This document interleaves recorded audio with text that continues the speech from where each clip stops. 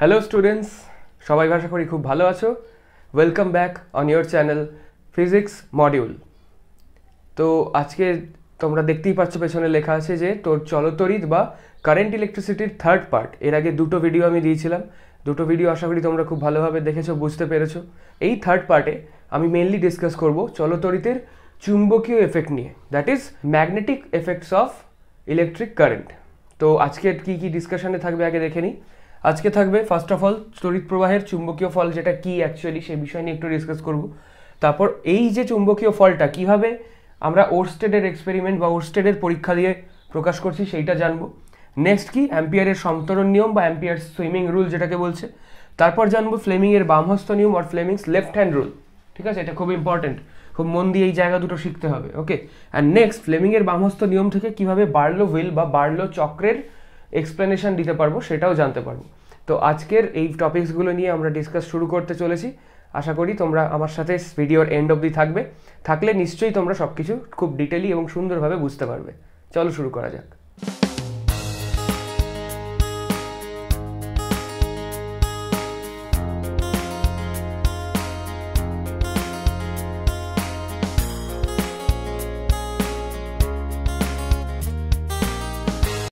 আচ্ছা, তো তড়িৎ প্রবাহের চুম্বকীয় ফল বা তড়িৎ প্রবাহের ম্যাগনেটিক এফেক্ট ইলেকট্রিক কারেন্ট থেকে কি করে ম্যাগনেটিক এফেক্টটা আসছে সেই বিষয় নিয়েই বেসিক্যালি এখানে ডিল হবে। তো ফার্স্ট অফ অল আজকের ভিডিওর আগের যে ভিডিওটা আমি সেকেন্ড পার্টটায় দিয়েছিলাম সেখানে বলেছিলাম তড়িৎ প্রবাহের তাপীয় ফল। তড়িৎ পরিবাহীর মধ্যে দিয়ে কারেন্ট বা প্রবাহ পাঠালে তার মধ্যে তাপের উদ্ভব হচ্ছে, that is heating effect. Okay, and this is due to electric field বা তড়িৎ ক্ষেত্রের একটা সৃষ্টি হচ্ছে, সেই জন্য এই হিটিং এফেক্টটা আমরা জানতে পারি। তো এইখানে আমরা জানতে পারবো যে শুধুমাত্র তড়িৎ ক্ষেত্রই নয়, তড়িৎ পরিবাহীর মধ্যে দিয়ে যদি আমি তড়িৎ প্রবাহ বা কারেন্ট পাঠাই তাহলে তড়িৎ ক্ষেত্রের সাথে সাথে ম্যাগনেটিক ফিল্ড বা চুম্বক ক্ষেত্রেরও একটা সৃষ্টি হচ্ছে। তাই এই চুম্বক ক্ষেত্রটা কি করছে, এই যে ঘটনাটা ঘটছে তড়িৎ পরিবাহীর মধ্যে দিয়ে কারেন্ট পাঠালে চুম্বক ক্ষেত্রের সৃষ্টি হওয়াটাকেই বলছে ম্যাগনেটিক এফেক্ট বা চুম্বকীয় ফল। এই চুম্বকীয় ফল বা ম্যাগনেটিক এফেক্টের জন্য বা এই সৃষ্টি হওয়া চুম্বক ক্ষেত্রের জন্য বিভিন্ন রকম জিনিস বা বিভিন্ন রকম ঘটনা তড়িৎ পরিবাহীর মধ্যে বা তার আশেপাশের অঞ্চলে দেখা যায়। একটা তড়িৎ একটু দেখে নিই, ধরো এটা একটা পরিবাহী, এর মধ্যে দিয়ে যদি কারেন্ট যায় বা তড়িৎ প্রবাহ যায়, তার এর আশেপাশে একটা কাল্পনিক এরিয়া জুড়ে কিন্তু একটা চৌম্বক ক্ষেত্রের সৃষ্টি হয়, একটা ম্যাগনেটিক ফিল্ড বা চৌম্বক ক্ষেত্রের সৃষ্টি হচ্ছে।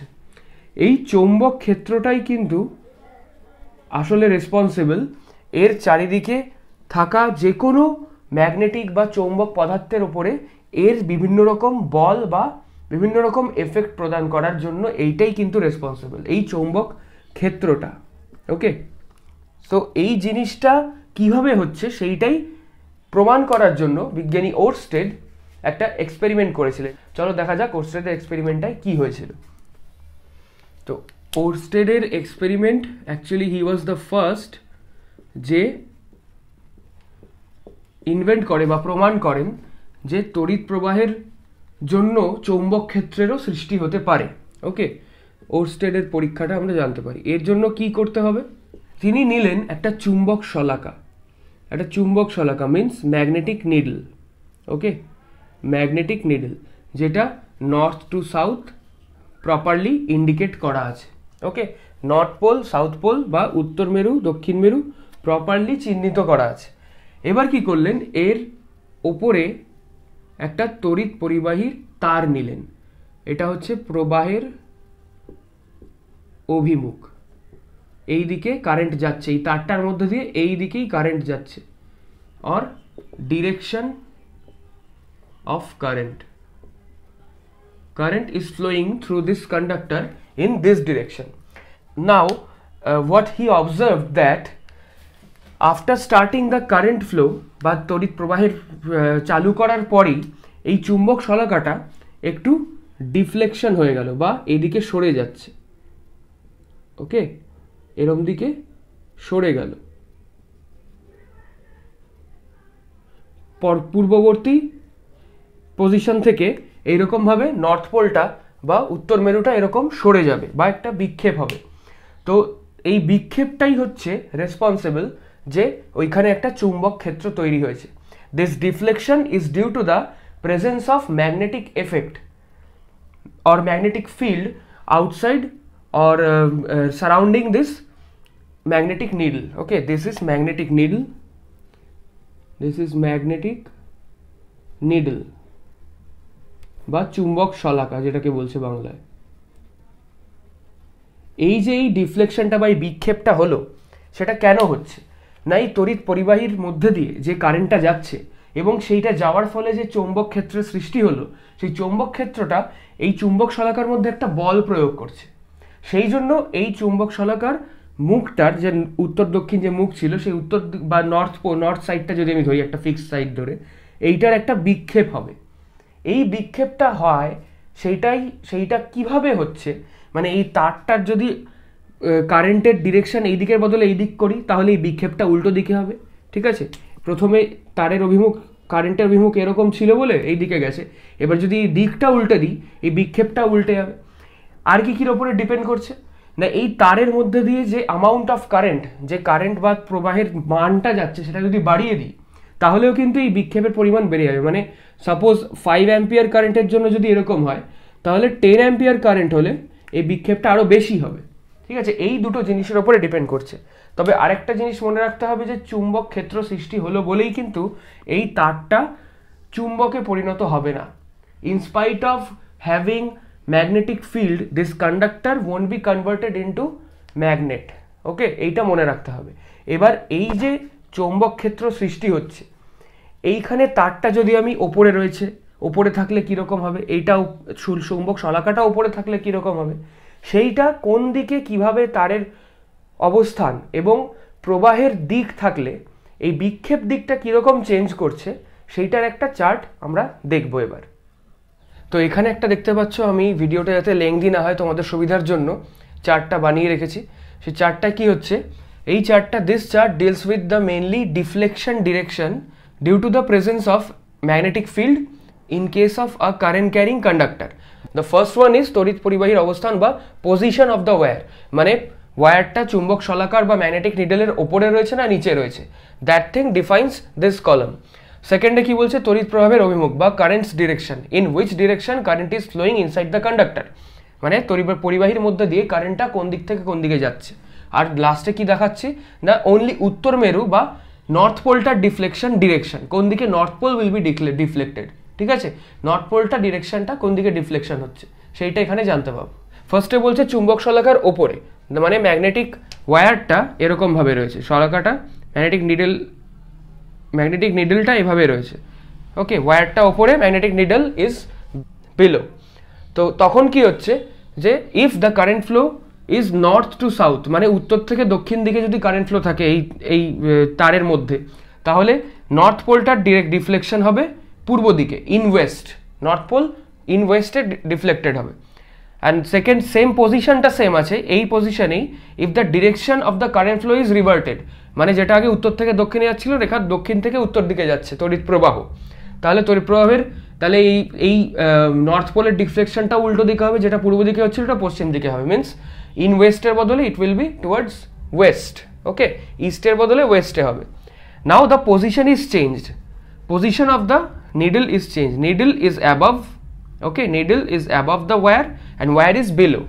তো এই পজিশনে কি হবে, শলাকার নিচে যদি তারটা থাকে তাহলে উত্তর থেকে দক্ষিণে কারেন্ট গেলে, নর্থ টু সাউথে কারেন্ট গেলে it will be deflected in east, and same পজিশনেই যদি দক্ষিণ থেকে উত্তরে বা সাউথ থেকে নর্থে কারেন্ট যায় তাহলে এটা আবার এর উল্টো দিকে মানে পূর্ব দিকে ডিফ্লেক্টেড হবে। মানে এটা বোঝানোর জন্যই এই চার্টটা দিলাম, যাতে কারেন্টের ডিরেকশনের চেঞ্জ করলে and position of the wire, তারটা ওপরে আছে শলাকার না নিচে আছে সেটা চেঞ্জ করলে the deflection direction will be changed accordingly. Okay, চুম্বক শলাকার বিক্ষেপের দিকটাও কিন্তু চেঞ্জ হবে। ওকে, বোঝা গেল। এবার এই যেই বিক্ষেপটা হবে এটা তো গেল কোন দিকে হচ্ছে একটা চার্ট ওয়াইজ মনে রাখবো, বাট একটা সিম্পল বা একটা সূত্রের সাহায্যে যদি এটা জানতে চাই তাহলে যেই জিনিসটা আমাদের হেল্প করবে সেইটা হচ্ছে অ্যাম্পিয়ারের সন্তরণ নিয়ম বা অ্যাম্পিয়ার্স সুইমিং রুল। বিজ্ঞানী অ্যাম্পিয়ার একটা পার্টিকুলার নিয়ম বেঁধে দিয়েছিলেন যে কিভাবে আমরা মনে রাখতে পারবো সহজ উপায়ে যে নর্থ পোল বা উত্তর মেরুর ডিফ্লেকশনটা কোন দিকে হবে ম্যাগনেটিক এফেক্টের জন্য তারের মধ্যে? চলো সেটা দেখে নেওয়া যাক।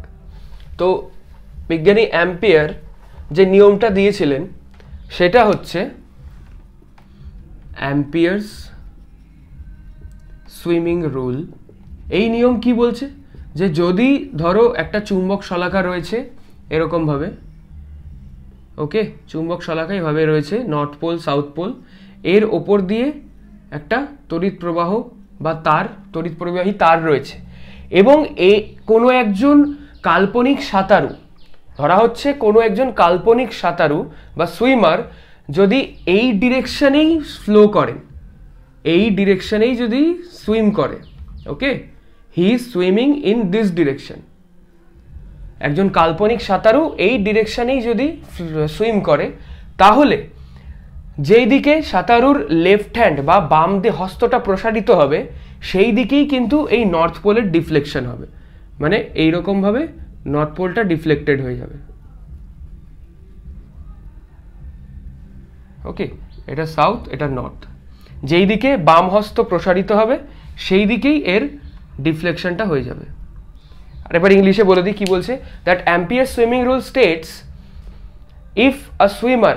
if an imaginary swimmer is swimming towards the direction of the current flow along the current carrying conductor, then what will happen? In which direction his left hand will be extended, in that direction the north pole of the magnetic needle will be deflected. এবার likewise if the direction is changed, তাহলে ডিফ্লেকশনও change হবে। বা এইরকম ভাবে এই তারটা উপরে রয়েছে, তারটা যদি নিচে চলে আসে তাহলেও বিক্ষেপ দিকটা চেঞ্জ হবে। ঠিক আছে, তো তারের position and the direction of the swimming is affecting the amount of deflection. ঠিক আছে, এইভাবে মনে রাখো, এটা হলো অ্যাম্পিয়ার সন্তরণ নিয়ম। এবার হচ্ছে এই যে সন্তরণ নিয়ম থেকে জানলাম, ওরস্টেডের পরীক্ষা থেকে জানলাম যে একটা ম্যাগনেটিক এফেক্ট বা একটা চৌম্বক ক্ষেত্রের অবস্থান তো গ্যারেন্টেডলি রয়েছে। ঠিক আছে, শিওরলি একটা চৌম্বক ক্ষেত্রের অবস্থান রয়েছে, ওরস্টেড প্রমাণ করে দিলেন। অ্যাম্পিয়ার কি প্রমাণ করলেন? যে যেই দিকে বাম হস্ত প্রসারিত হবে সেই দিকে নর্থ পোল বিক্ষিপ্ত হবে, মানে বিক্ষেপ দিকটা পেয়ে গেলাম আর চুম্বক ক্ষেত্রের অবস্থানটা কনফার্ম হয়ে গেল। এবার এই যে বিক্ষেপটা হচ্ছে, আমি বলেছিলাম যে বিক্ষেপটা হচ্ছে একটা চুম্বকীয় বলের অবস্থানের জন্য, মানে একটা ম্যাগনেটিক ফোর্স রয়েছে। এক প্রকার বল না দিলেই তো এই ডিফ্লেকশনটা হতে পারে না বা এই বিক্ষেপটা হবে না কোনো রকম বল না থাকলে। এই যে এই বলটা, তাহলে এই তড়িৎ প্রবাহের চুম্বকীয় ফলের জন্য যে বলটা আসছে সেই বলটা তাহলে কি, বা এটা কিভাবে জানবো? এই বলের পরিমাণ বা বলের অভিমুখ জানার জন্য আরেকটি নিয়ম আমাদের জানতে হবে, যেটা খুবই ইম্পর্টেন্ট জিনিস, সেটা হচ্ছে ফ্লেমিংস বামহস্ত নিয়ম। এই পুরো চ্যাপ্টারটাই কিন্তু বিভিন্ন রকম নিয়ম টিয়ম একদম ভর্তি করে দিচ্ছে। প্রত্যেকটা নিয়ম কিন্তু নিজের ভাষা ইউজ করবে না, এক্স্যাক্টলি যেরকম বলা থাকবে সেই রকমই বলতে হবে। এই ধরনের স্টেটমেন্টস তো এগুলো বিজ্ঞানীদের প্রমাণ করা স্টেটমেন্টস, এগুলোতে কিন্তু নিজের মতো ভাষা ইউজ করা যায় না। যদি বাই চান্স ভুল হয়ে যায় তাহলে কিন্তু পুরো জিনিসটাই তোমাদের কাটা যাবে। তো এটা মনে রাখবে। আর এই পুরো চ্যাপ্টারে যা যা থিওরি, যা যা এক্সপ্লেনেশন, এই নিয়মগুলো রয়েছে সেগুলো সবকটাই ইম্পর্টেন্ট, সবকটারই আসার সমূহ চান্স রয়েছে। And this one Fleming's left hand rule is very very much important. Okay, তো ফ্লেমিংস লেফট হ্যান্ড নিয়মটা এবার একটু জেনে নিই, দেখে নাও। ঠিক আছে, আমার সাথে সাথে করবে সবাই। ঠিক আছে, তো লেফট হ্যান্ড নাও, লেফট হ্যান্ডের থামটা এরকমভাবে প্লেস করো। ওকে, লেফট হ্যান্ডের থাম বা বুড়ো আঙুলটা এভাবে রাখো। এবার এই তর্জনীটা এরমভাবে প্লেস করো আর এই মিডল ফিঙ্গারটা এরমভাবে প্লেস করো। এই দুটো এরকম খোলা থাকবে না, বন্ধ হয়ে যাবে। ঠিক আছে, এরকমভাবে রাখো। এরমভাবে রাখলে কি দেখা যাচ্ছে? তিনটে আঙুলই একে অপরের সাথে 90 ডিগ্রিতে রয়েছে, isn't it? All this three angles are mutually 90 degree, in 90 ডিগ্রিজে রয়েছে, পারপেন্ডিকুলার, মিউচুয়ালি পারপেন্ডিকুলার। তাহলে কি বলছে?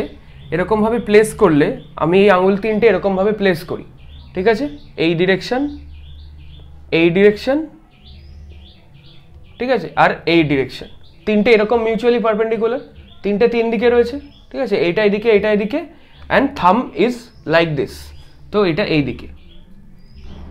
এইটা করলে কি বলছে? যে তর্জনীটা যদি চৌম্বক ক্ষেত্র শো করে, চৌম্বক ক্ষেত্র, ওকে, এটা চৌম্বক ক্ষেত্র দেখাচ্ছে, এটা তড়িৎ প্রবাহ দেখাচ্ছে, মধ্যমাটা তড়িৎ প্রবাহ দেখাবে, এই রকম যদি থাকে পজিশন, তাহলে এই বৃদ্ধাঙ্গুষ্ঠটা দিয়ে আমরা যেটা জানতে পারবো সেটা জানতে পারবো হচ্ছে বল,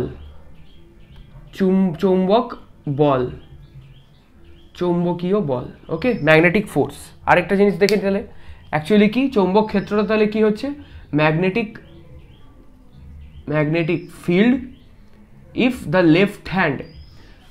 left hand's thumb, forefinger and middle finger are kept in 90 degree mutually, তিনটে যদি 90 ডিগ্রিতে থাকে, then and also the forefinger is showing magnetic field, direction of magnetic field, the middle finger is showing the direction of current flow, then the thumb will show the magnetic forces direction. This is all about Fleming's left hand rule. Okay, Fleming এর left hand rule বা Fleming এর বাম হস্ত নিয়ম।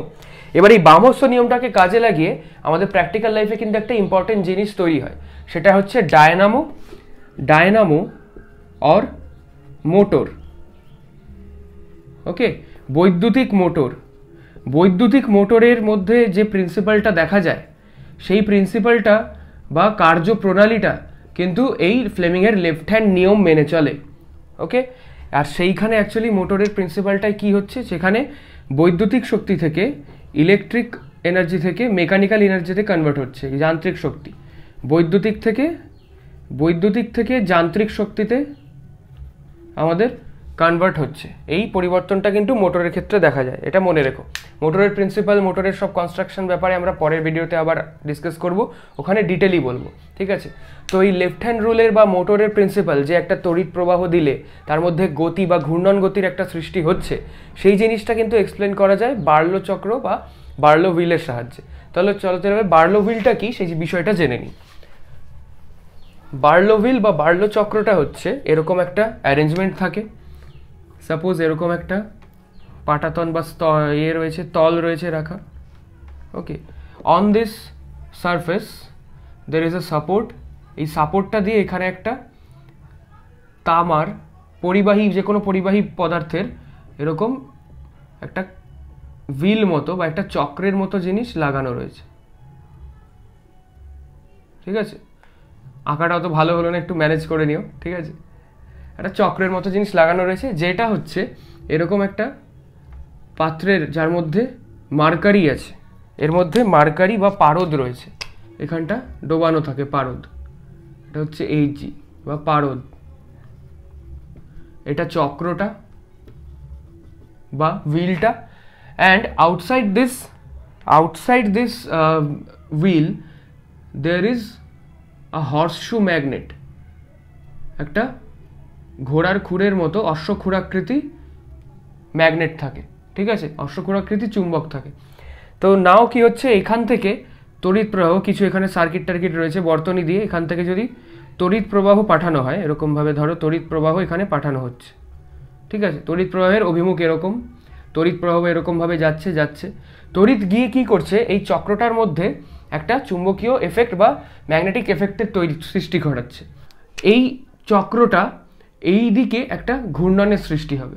ওকে, ক্ষেত্র থাকবে এই দিকে, বল থাকবে এই দিকে, তড়িৎ প্রবাহ এই দিকে। এটা হচ্ছে এইদিকে ক্ষেত্র, চৌম্বক ক্ষেত্র, এদিকে বল। তো এই দিকে একটা বলের সৃষ্টি হওয়ার জন্য এরকমভাবে ঘুরতে থাকছে।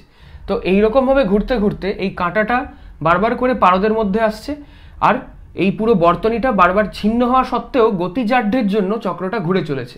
একটা কাঁটা আরেকটা কাঁটার মধ্যে যখন ঘুরে যাচ্ছে, তাহলে কি তখন একটু গ্যাপ হয়ে যাচ্ছে, but when this is rotating with inertia বা গতিজাঢ্যের জন্য, সেই সময় কি হচ্ছে, এই একটা কাঁটা আবার চলে আসছে এর পারদের সংস্পর্শে, তখন বর্তনীটা আবার পূর্ণ হয়ে এইভাবে ঘুরতেই থাকছে। তাহলে এই যে বার্লো চক্রটা দেখালাম, এই বার্লো চক্রে কি হচ্ছে, যে ইনপুটটা দিচ্ছি ইলেকট্রিক্যাল ইনপুট দিলাম, তারের মধ্যে দিয়ে বা এই বর্তনীর মধ্যে দিয়ে কারেন্ট যাচ্ছে, বাট আউটপুটে কি পাচ্ছি, এই ঘূর্ণনটা, এই চক্রের ঘূর্ণনটা, সেটা হচ্ছে মেকানিক্যাল বা যান্ত্রিক একটা ব্যাপার, ঠিক আছে। এটা বৈদ্যুতিক ব্যাপার, এটা হচ্ছে বৈদ্যুতিক ইনপুট, আর এটা হচ্ছে যান্ত্রিক আউটপুট। তো এই জিনিসটা হচ্ছে মোটরের প্রিন্সিপাল। এবার কিন্তু এর ক্ষেত্রে মোটরের ক্ষেত্রে একটু আলাদা জিনিস থাকে, সেটা জন্য আবেশের ব্যাপার থাকে, সেটা কি আরও ডিটেলি পরের ভিডিওতে আমরা জানতে পারবো।